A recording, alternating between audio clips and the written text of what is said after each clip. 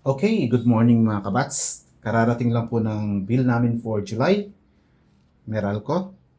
And this is still sealed. Hindi ko pa po nabubuksan.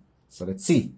But prior to that, ipapakita ko muna yung last 3 months bill ko before this July bill. So, eto.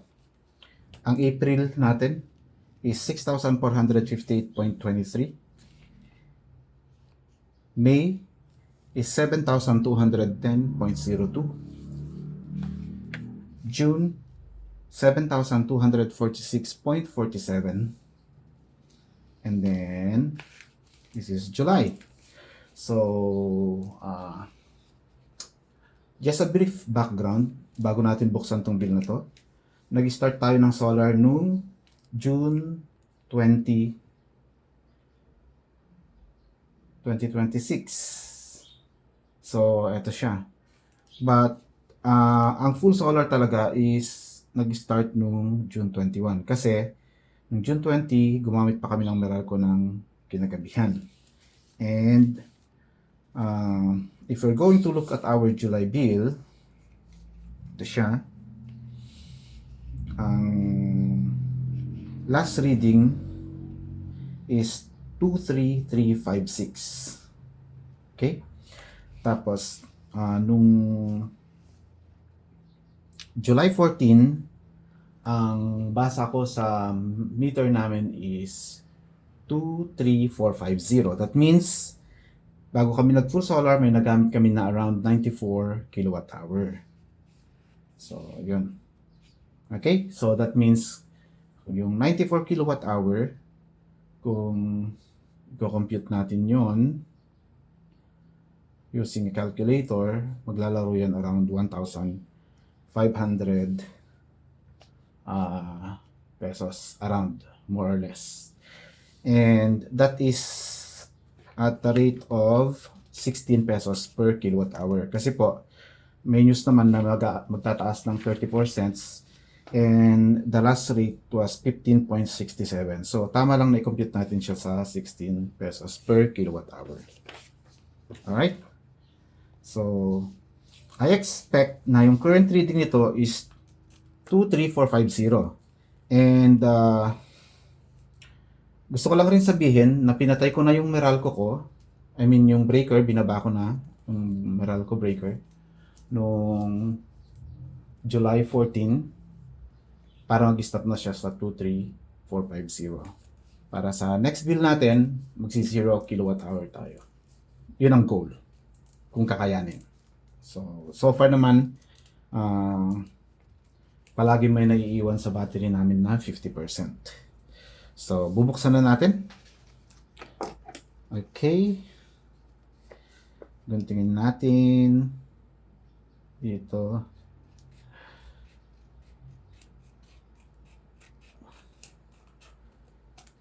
Ayan. Okay.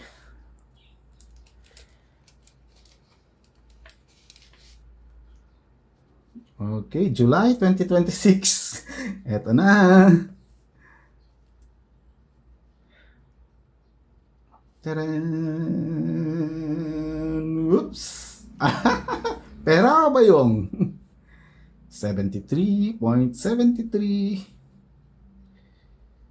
Okay. Ayan.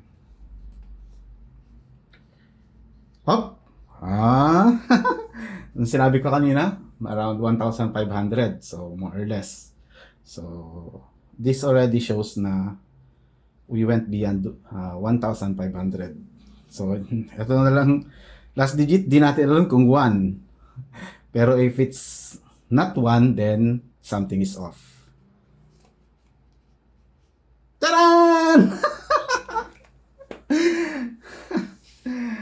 Okay, 23450. Good job, Meralco. So, akala ko masasama ako dun sa mga nagrereklamo na mali yung reading ng meter nila. So, alright? So, my solar system or my setup is working as expected right now. And sabi ko nga, pinatay ko na ang Meralco meter ko. Technically not the meter, I should say, yung breaker ng Meralco. So that means it's no longer supplying any amount of electricity. Kahit yung mga tinatawag ng microgrid pool natin. Wala kasi totally turned off. So 23450, so I expect on my August bill it will remain at 23450. Of course, unless magkaroon ng mga events na, let's say, umulan ng heavy rain for 3 straight days, possibly baka hindi ma-fully charge yung battery. But so far, yung time na may bagyo, na-fully charge pa rin naman ang ating battery kahit na may ulan. So, yun. And also, parating na rin ang aking electric stove today, hopefully.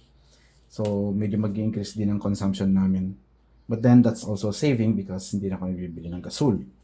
So, let's see if we can continue to be off-grid. And kung kakayanin, then I expect on our next bill would be 0 kWh, which would amount to around 25 pesos na babayaran lang. So, wala pong zero billing kasi wala po akong net metering. Pero meron pa rin pong 25 pesos para sa distribution charge. So, ito. Dito na lang tayo magkakaroon ng charge. Alright? So, yeah. I'm happy because it's working as I expect it to. Alright? Thank you and sa susunod ulit. Bye!